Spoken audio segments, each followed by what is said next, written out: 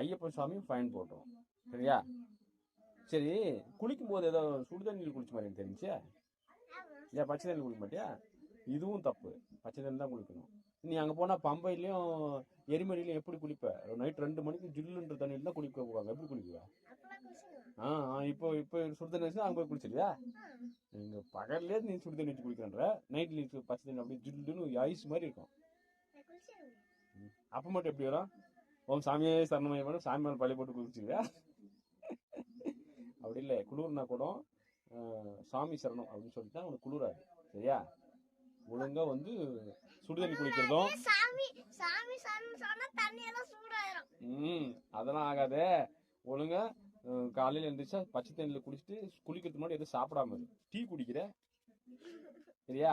இல்லை புருஷா மீட்னா போட்டு விட்டுருவேன். இப்போ நான் ஃபோன் பண்ணுறேன். ஃபோன் ரெக்கார்டை கட் பண்ணிட்டு ஃபோன் பண்ணி சொல்ல போகிறேன்.